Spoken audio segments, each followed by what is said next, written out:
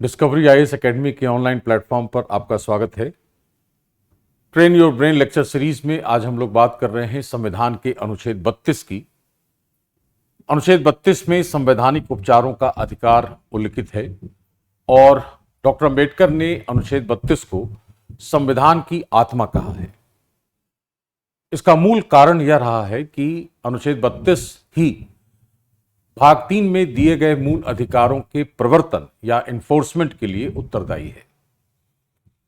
हालांकि संविधान निर्माताओं ने 1689 में इंग्लैंड के बिल ऑफ राइट्स पर भी नजर डाली होगी या डाली थी, लेकिन हमें वहां से प्रेरणा नहीं ली और हमने प्रेरणा ली है अमेरिका के बिल ऑफ राइट्स से, जिसका कारण था कि उसी दस्तावेज में अधिकारों के प्रवर्तन की बात कही गई थी कि किसी न्यायालय में इन अधिकारों को प्रवर्तनीय बनाया जाएगा। तो यह बहुत स्वाभाविक है कि यदि अधिकार हमें दिए गए हैं और उनका प्रवर्तन नहीं हो पा रहा, तो यदि किसी राज्य के किसी एजेंसी ने या राज्य ने हमारे अधिकारों का विरोध किया, उसका उल्लंघन किया, और यदि हम न्यायालय नहीं जा सके तो उन अधिकारों का कोई औचित्य नहीं रह जाता और वे अधिकार अर्थहीन मान लिए जा सकते हैं।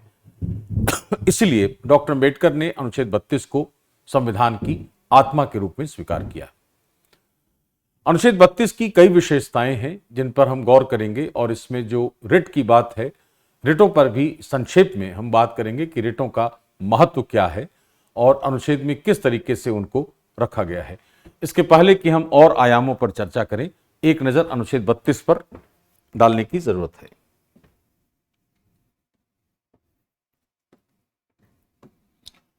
लिखा है संवैधानिक उपचारों का अधिकार। उपचार का अर्थ होता है कि यदि किसी ने आक्रमण किया है, यदि कोई रोग हो गया है, यदि कोई समस्या आ गई है, कोई विवाद उत्पन्न हो गया है, तब हम उपचार उपलब्ध कराएंगे, लेकिन वह तरीका होगा संवैधानिक।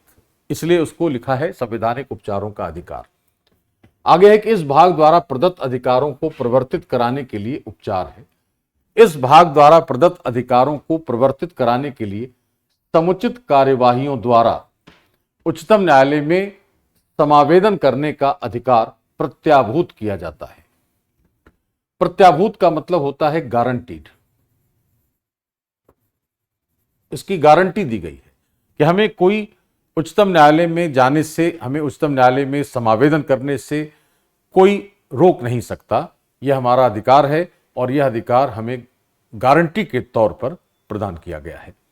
लेकिन ध्यान यह रखना है कि यह जो अधिकार है, इसका प्रयोग हम समुचित कार्यवाहियों के द्वारा ही कर सकते हैं और कार्यवाहियां समुचित हैं या नहीं, यह तय करेगा न्यायालय स्वयं। तो यह न्यायालय का अधिकार है कि हमने जो याचिका दायर की है, हमने जो न्याय मांगा है, जो उपचार मांगा है न्यायालय से, वह समुचित कार्यवाहियों के तहत हो रहा है या नहीं, यह तय करने वाला जो संस्था है वह एकमात्र न्यायालय है। दूसरा जो खंड है उसका यह लिख रहा है कि इस भाग द्वारा प्रदत्त अधिकारों में से किसी को प्रवर्तित कराने के लिए उच्चतम न्यायालय को ऐसे निर्देश, डायरेक्शन या आदेश, ऑर्डर या रिट जिनके अंतर्गत बंदी प्रत्यक्षीकरण, परमादेश, प्रतिषेध, अधिकार परीक्षा और उत्प्रेषण रिट हैं, जो भी समुचित हो, निकालने की शक्ति होगी। तो 5 तरह के रिट का उल्लेख है इसमें कि उच्चतम न्यायालय को ऐसे रिट निकालने की शक्ति प्राप्त होगी। यह जो रिटों की संकल्पना है, यह ब्रिटिश प्रणाली से प्रेरित है। ब्रिटेन में हालांकि 7 प्रकार के विशेषाधिकार रिट प्रचलित हैं या रहे हैं। हमारे यहां उनमें से 5 हमने इंस्पायर किए हैं, हमने वहां से प्रेरणा ली है 5 रिटों की, लेकिन उनकी संकल्पना भी वही है कि ये विशेषाधिकार रिट हैं, प्रेरोगेटिव रिट्स कहे जाते हैं। ये कि एक खास तरह का अधिकार है जिनके माध्यम से हम अन्य मूल अधिकारों के प्रवर्तन का कार्य कर सकते हैं। तीसरा खंड है कि उच्चतम न्यायालय को खंड 1 और खंड 2 द्वारा प्रदत्त शक्तियों पर प्रतिकूल प्रभाव डाले बिना संसद उच्चतम न्यायालय द्वारा खंड 2 के अधीन प्रयोक्तव्य किन्हीं या सभी शक्तियों का किसी अन्य न्यायालय को अपनी अधिकारिता की स्थानीय सीमाओं के भीतर प्रयोग करने के लिए विधि द्वारा सशक्त कर सकेगी। यह संसद की शक्ति का उल्लेख कर रहा है यह खंड, और यह भी बता रहा है कि न्यायालय की शक्तियों पर कोई भी प्रतिकूल प्रभाव नहीं डाला जा सकता। खंड 4 यह कह रहा है कि संविधान द्वारा अन्यथा उपबंधित के सिवाय इस अनुच्छेद द्वारा प्रत्याभूत अधिकार निलंबित नहीं किया जाएगा। इसका सस्पेंशन नहीं हो सकता अनलेस एंड अनटिल कि संविधान के किसी अन्य प्रावधान के तहत हमने इसको निलंबित किया है, तब तक इसका निलंबन नहीं किया जा सकता। यह ऐसे कुछ बातें जो 32 में हैं उन पर हम विचार कर लें कि इसकी विशेषताएं कौन सी हैं।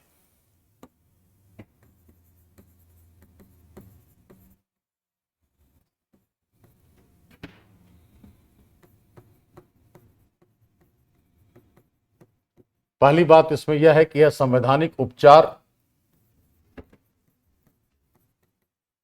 उपलब्ध कराने वाला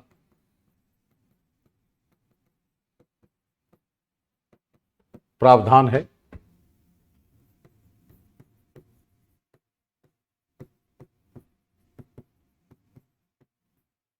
समुचित कार्यवाहियों के द्वारा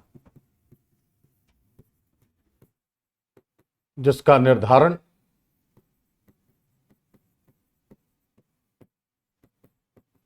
न्यायालय द्वारा किया जाएगा। कौन सी कार्यवाही समुचित है, कौन सी नहीं है। दूसरा है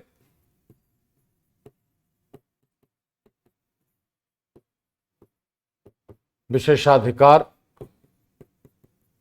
रिटों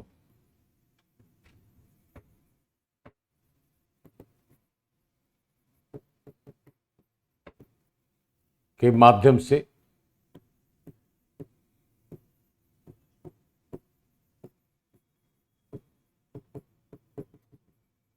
मूल अधिकारों का प्रवर्तन। इसके बाद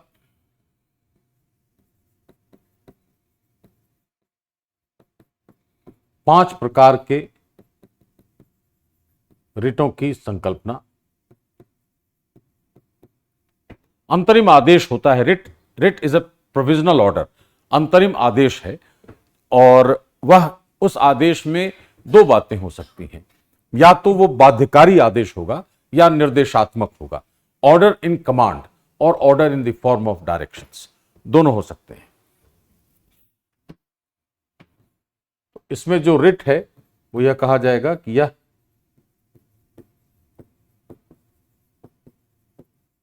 अंतरिम आदेश है। अब आदेश दो तरह के हो गए, या तो निर्देशात्मक या आदेशात्मक, मतलब बाध्यकारी, दोनों हो सकते हैं। इसके अलावा संविधान की आत्मा है यह,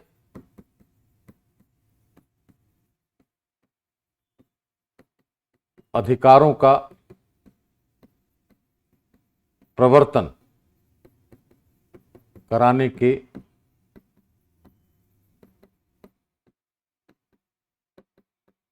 प्रावधान के कारण इसे डॉक्टर अम्बेडकर ने संविधान की आत्मा कहा है।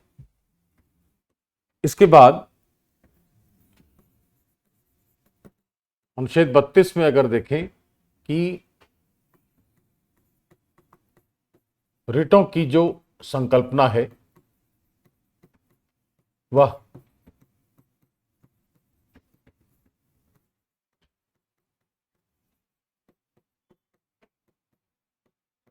ब्रिटिश प्रणाली से प्रेरित है, जहां किंग्स बेंच द्वारा रिट जारी किए जाते हैं और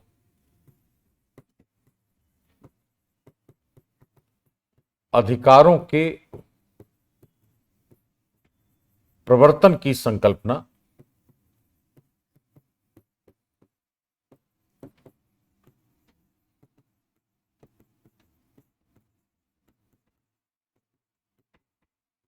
अमेरिकी बिल ऑफ राइट्स से प्रेरित है। इसमें जो रिट हैं उनका महत्व क्या है? सबसे पहले बंदी प्रत्यक्षीकरण या हेबियस कॉर्पस, यह है दैहिक स्वतंत्रता का संरक्षण करता है। यह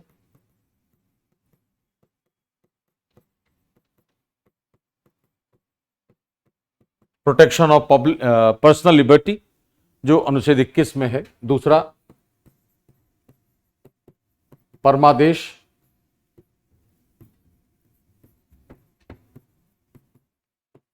प्राधिकारियों को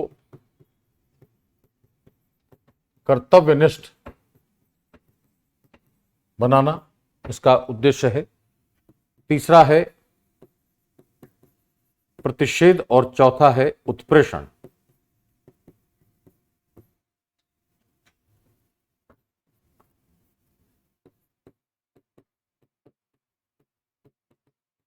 न्यायालयों द्वारा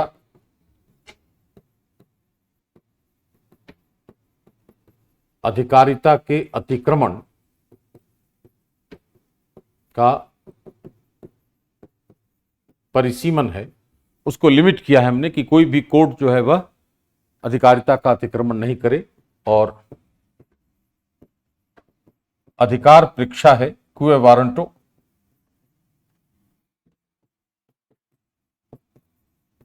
लोक अधिकारी के पद की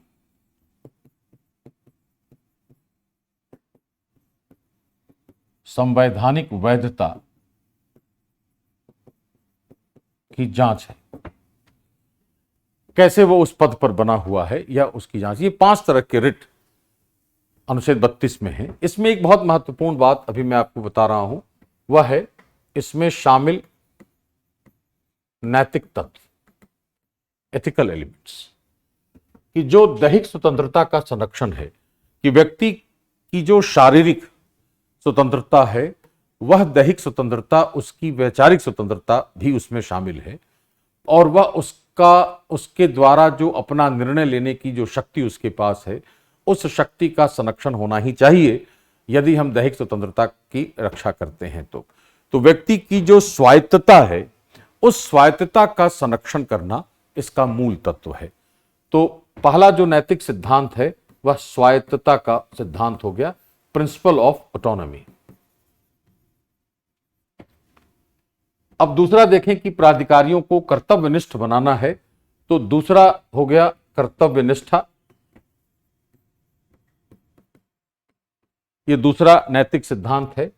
तीसरा है कि यदि न्यायालय अपनी अधिकारिता के अतिक्रमण की आशंका है या कर दिया है उसने, तो उस पर हम आदेश देते हैं, या तो उसको रोकते हैं या उस आदेश को निरस्त करते हैं। तो किसी भी तरीके से न्यायालयों द्वारा न्याय की व्यवस्था कराते हैं हम। तो तीसरा जो नैतिक तत्व है वह न्याय है। और लोक अधिकारी के पद की संवैधानिक वैधता की जांच अगर की जाएगी तो उसको जवाब देना पड़ेगा, इसलिए उसको कहा जाएगा कि इसमें जो नैतिक तत्व है वह जवाबदेही का है।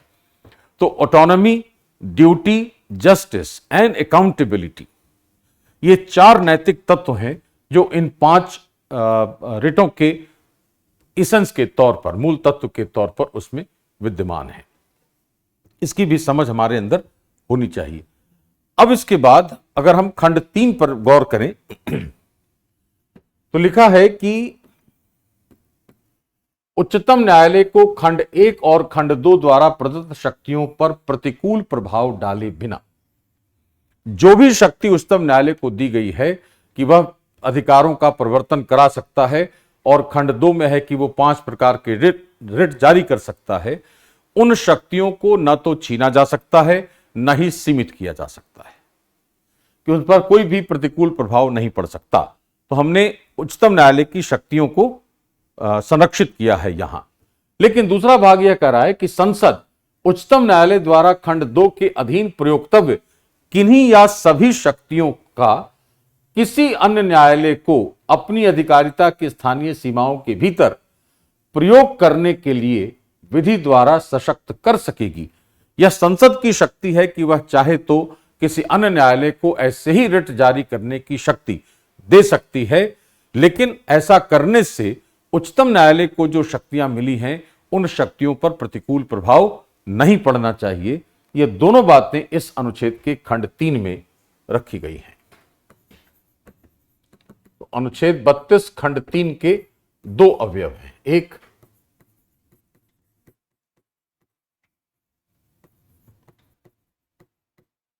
उच्चतम न्यायालय की शक्तियों का संरक्षण है, और दूसरी तरफ संसद की शक्ति का वर्णन है इसमें कि वह किसी अन्य न्यायालय को ऐसी ही शक्तियां दे सकती है। तो अब इसका महत्व क्या हो गया कि अनुच्छेद 32 खंड 3 में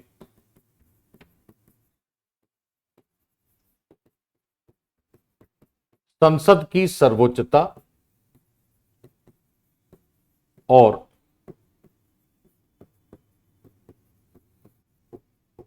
उच्चतम न्यायालय की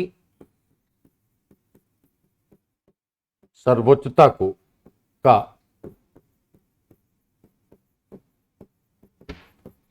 संतुलन है। It strikes a balance between the supremacy of parliament and supremacy of supreme court, दोनों का संतुलन है। इसके बाद खंड 4 यह कहता है कि हम ऐसी शक्ति का, चूंकि हमें गारंटी के तौर पर प्राप्त है, इसलिए हम ऐसी शक्ति का निलंबन तब तक नहीं कर सकते जब तक कि संविधान के किसी दूसरे उपबंध या दूसरे प्रावधान से उसको सीमित नहीं किया गया हो। तो सामान्य भाषा में यह कहा जाएगा कि it shall not be suspended. अब इसके बाद अगर हम इसके आयामों पर गौर करें तो संवैधानिक तत्व इसका जो होगा वो क्या है कि जब उपचार कर रहे हैं हम, तो हमने किसी रोग का उपचार करके उसको न्याय उपलब्ध कराया है, तो न्याय का सिद्धांत इसका सबसे महत्वपूर्ण संवैधानिक तत्व है। प्रिंसिपल ऑफ जस्टिस है। पर्सनल लिबर्टी को हम बचाते हैं तो हम नैसर्गिक न्याय भी दे रहे हैं। यह कहा जा सकता है कि हमने जस्टिस डिलीवर किया है इसके द्वारा।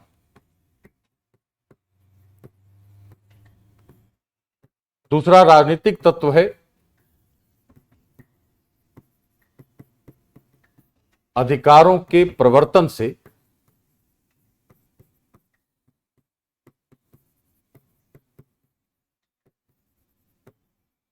लोकतांत्रिक मूल्यों का संरक्षण।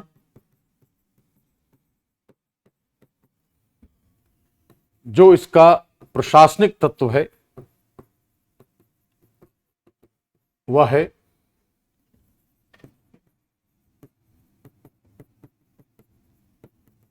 के प्रति सम्मान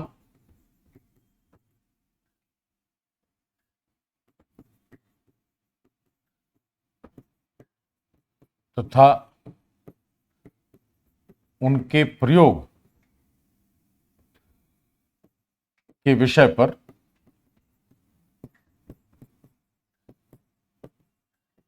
आदेश या निर्देश देकर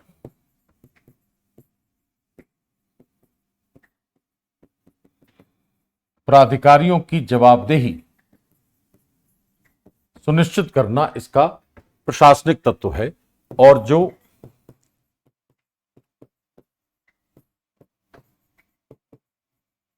सामाजिक आर्थिक तत्व है वह विवादों का समाधान है। राज्य, नागरिक तथा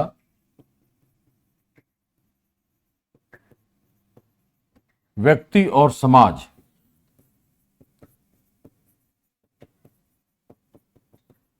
के संबंधों की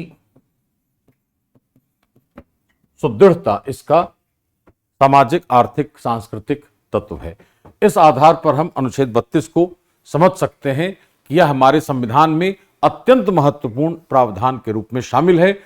साथ ही यह भी कहा जा सकता है कि जब डॉक्टर अंबेडकर ने इसे संविधान की आत्मा कहा है तो उस आत्मा कहने के पीछे का तर्क यही है कि बिना अधिकारों के प्रवर्तन के, बिना उनको सम्मान दिए, बिना हमें यह छूट दिए कि हम अपने उन अधिकारों का प्रयोग बेहतर तरीके से अपनी स्वायत्तता के साथ कर सकें, तब तक ऐसे अधिकार दिए जाने का औचित्य नहीं रहता और अधिकार अर्थहीन और औचित्यहीन हो जाते हैं। इस आधार पर अनुच्छेद 32 की समझ भी विकसित की जा सकती है और उसके महत्व को भी समझा जा सकता है भारत की राज्य व्यवस्था में और भारत के संविधान में। धन्यवाद।